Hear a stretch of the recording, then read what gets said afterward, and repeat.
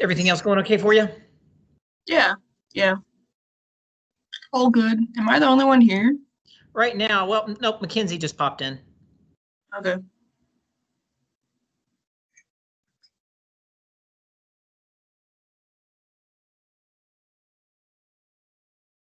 Yeah, historically, everybody pops in at the last minute. Hi, Mackenzie.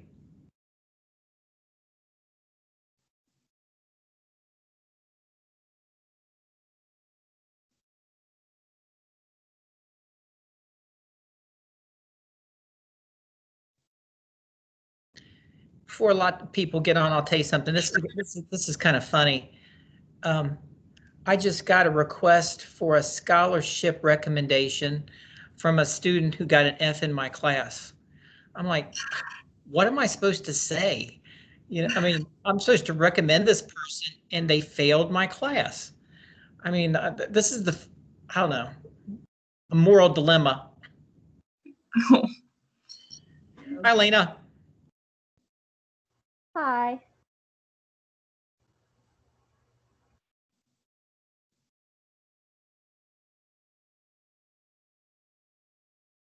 I mean, what do I say? This person's got good hygiene.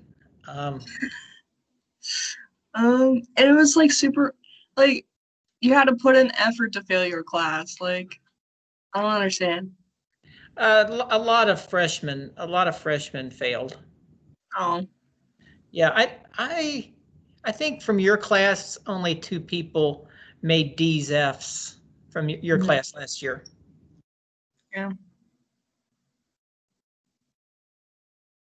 Um, I could say, yes, so and so managed to find my class every day last year. We were just so proud.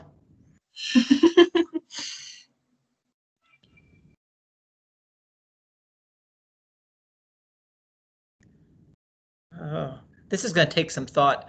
I may just have to act like I never saw this recommendation and just ignore it. I always feel bad Oh, on stuff like this, but I can't recommend this person. I think they had a 40 in my class. wow. Yeah.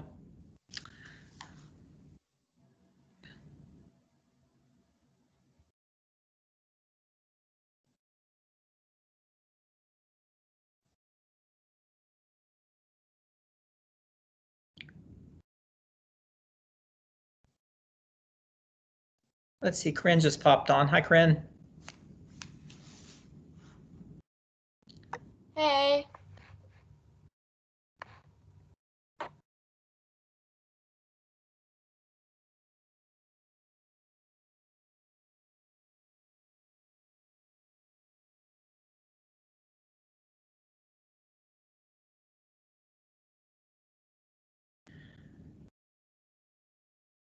Luke in the house. Hi, Luke. Hi, Mr. Martis. How are you? I'm doing good.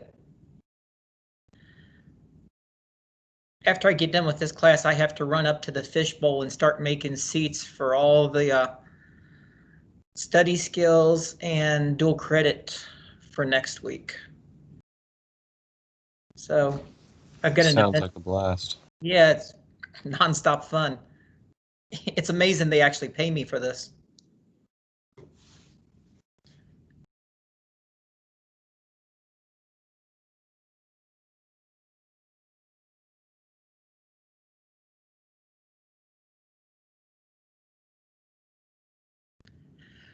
Hi, Alex. That makes 6.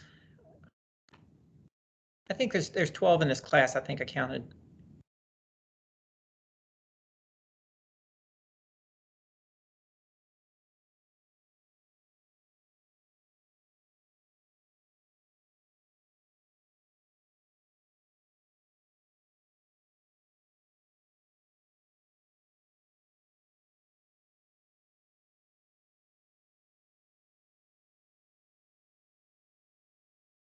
I keep adding people on.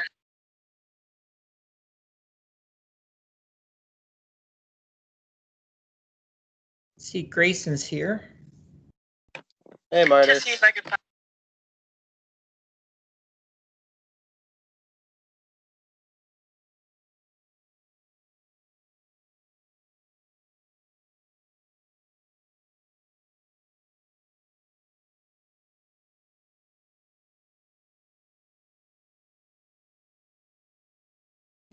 We'll give everybody a few more minutes.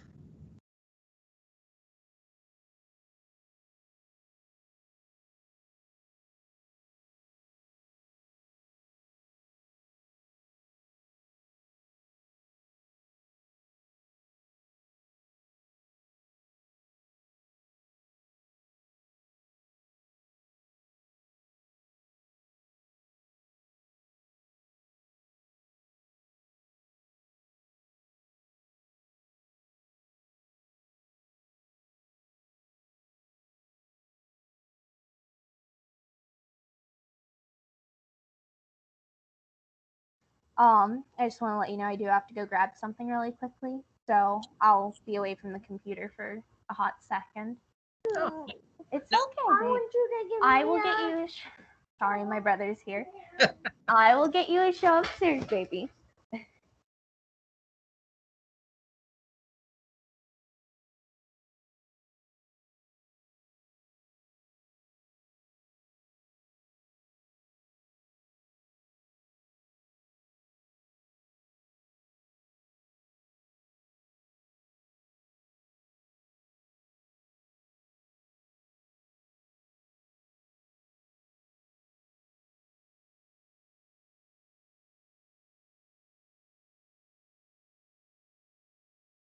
Hi, Isaac.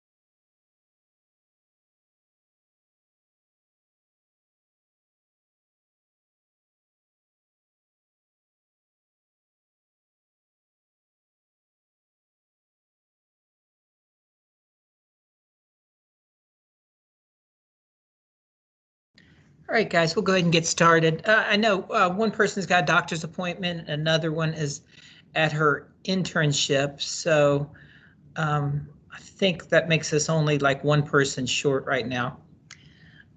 Just a little bit of bookkeeping type stuff. Tuesday and Thursday.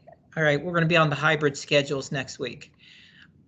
They offered me a room, but it's just basically a closet with a whiteboard. It'll actually be more effective to still do this remote.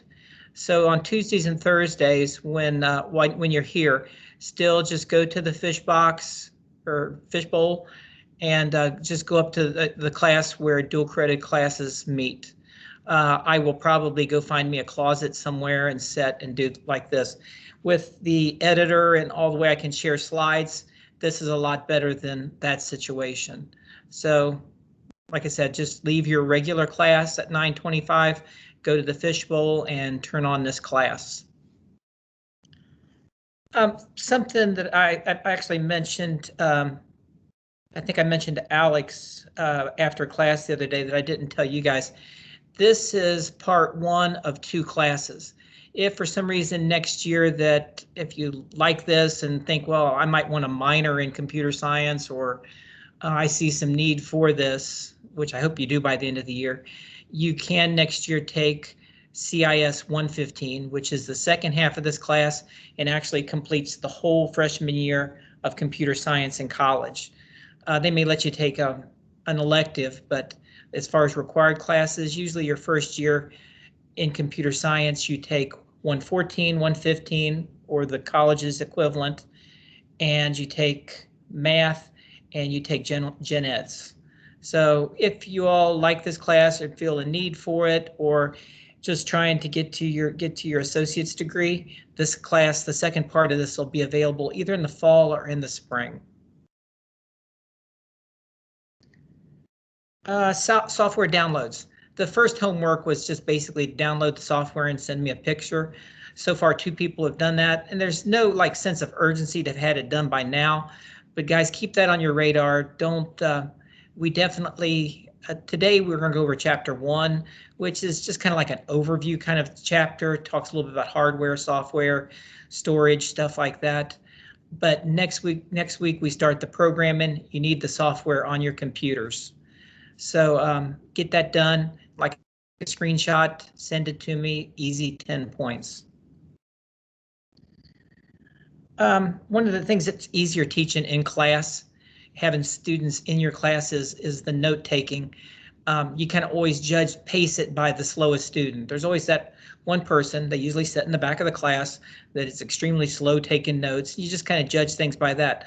I can't see you guys taking notes, so I will be going slow. Don't think that I'm slowing down for dramatic pause. I'm just letting you guys catch up. If I get going fast and you all want to y'all want to slow me down, just spout out slow down or shout out your spirit animal, just something to make me stop. I probably opened that up for something weird, but just to say something to get me to slow down some. All right, guys, you got any questions, any problems with getting signed up with Thomas More? Anything before we get started?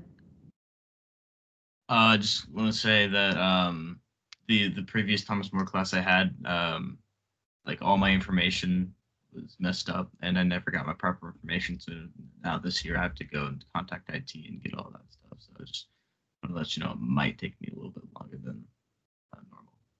Okay.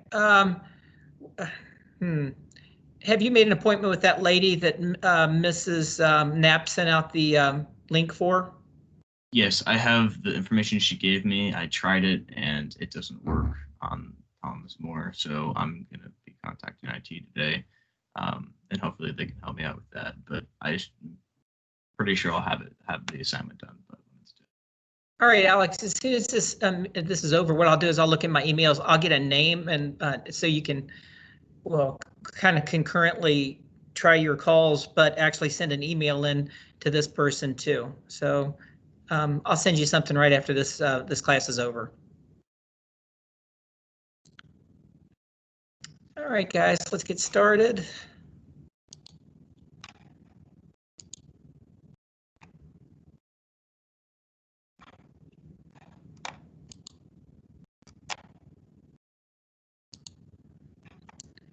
Is everybody seeing this? Yeah. Yep. Okay, good. All right, CIS 114. I think I mentioned this a few minutes ago. The second part of this is CIS 115. That's your first year.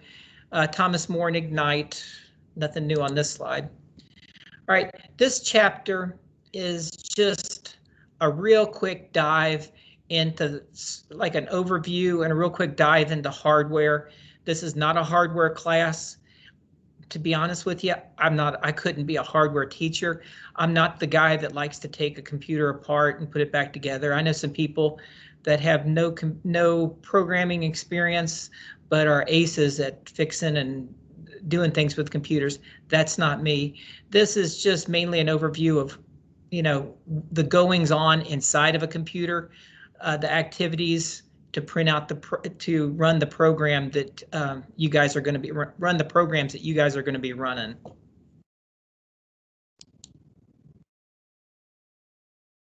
All right, there's 5 main categories of computer hardware. All right, the most important probably is the CPU. All right, CPU stands for Central Processing Unit. That's the brains of the computer. All right. Back in the day, these CPUs were really huge. Over time, this is the thing that technology's actually made really small. Most of the time now, you can fit a microprocessor. See, it's gotten smaller. The CPU microprocessor is just a small processor. You can fit microprocessors in the palm of your hand. They're really small. They used to be really hard.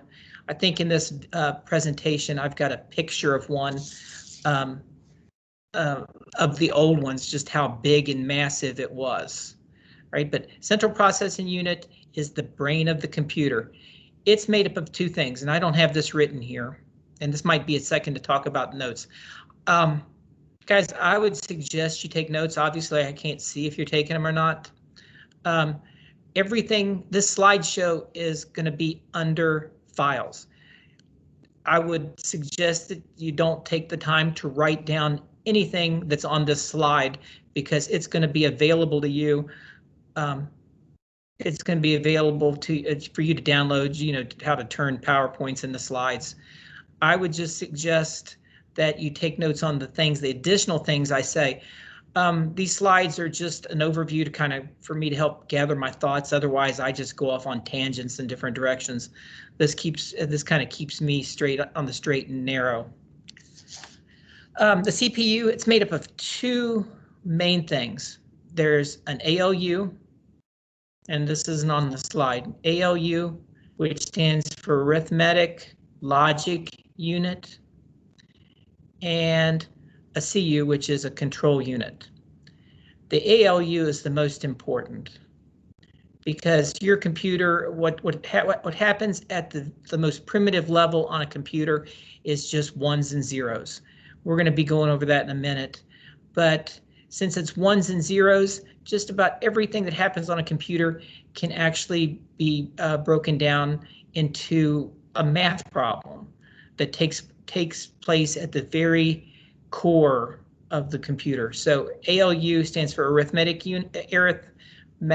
Logic Unit, and the control unit is just like a unit to help expedite and manipulate data.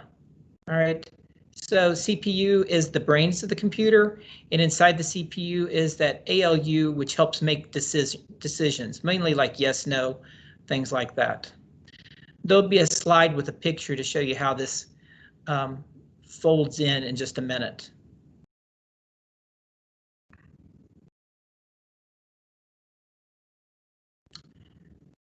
All right, the next part of the computer is the main memory.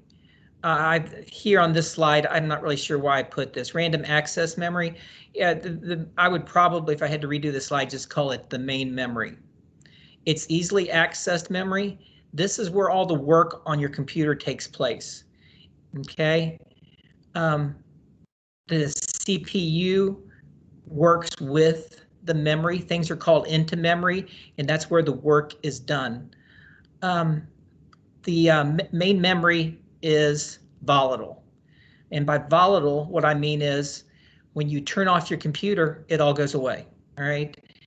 Only while your computer is running is the real memory, the RAM, actually doing anything. All right. So the two key words here are static and volatile.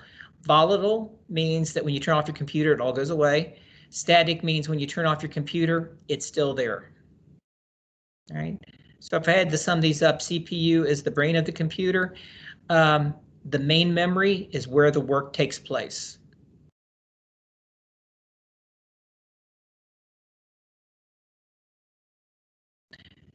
Mass storage devices. All right. When you think mass storage devices, probably the best thing you can do is just think hard drive. All right. This is where the CPU and the RAM pull things from to get started. Besides your hard drive, the other things that classify as mass storage are things like a CD-ROM, just about anything that statically stores data.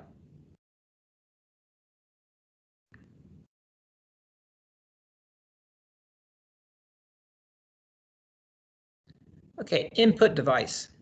All right, pretty much the key one for everything we do during a day is the keyboard, just what you type in. That's an input device. Actually, the mouse is an input device, scanners. There's anything that data, and that's pretty much all a computer is a computer is input. It is do something, do a task, and output. So these are input devices.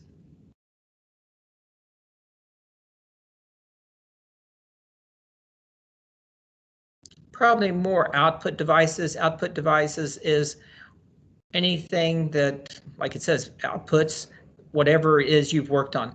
Monitors, you know, the computer's going to do something and display it for you. Printer, it's going to print it for you. Speakers, it's going to play it for you. So all of those are output devices.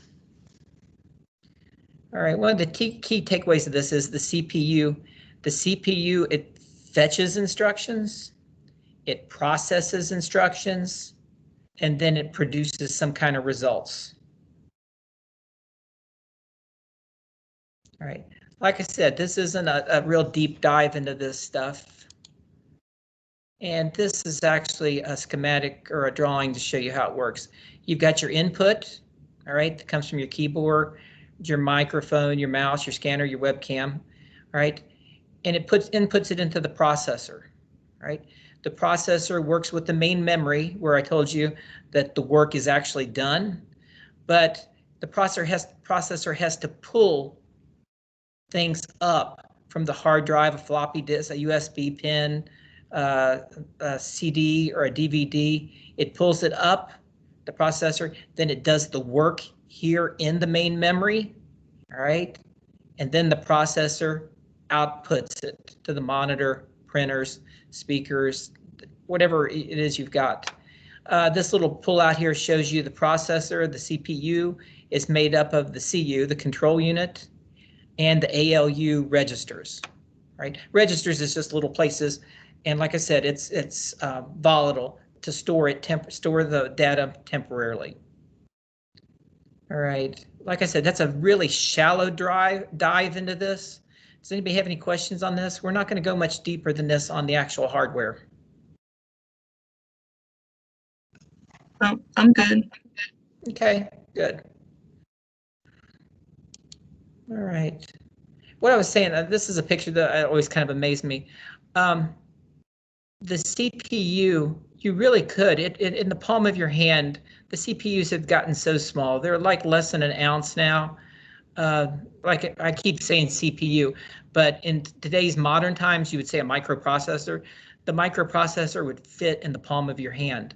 This is the earliest, you can read there in the writing, this is the first programmable electronic computer, 1945, which in the grand scheme of things, that's like in your grandma or grandpa's lifetime.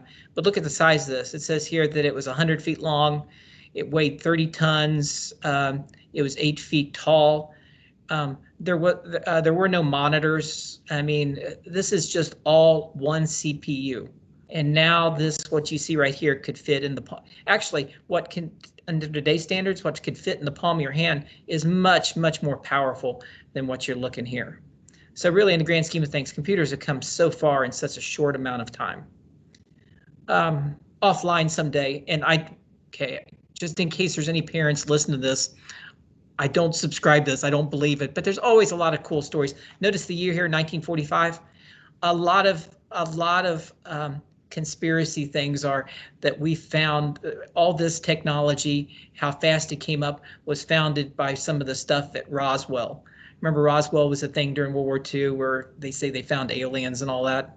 So, I mean, offline, I can just tell you some of the stories. I don't believe them. I don't subscribe to them, but they're actually kind of interesting because they're so detailed and they actually do fit into the narrative of how computers just popped up so fast.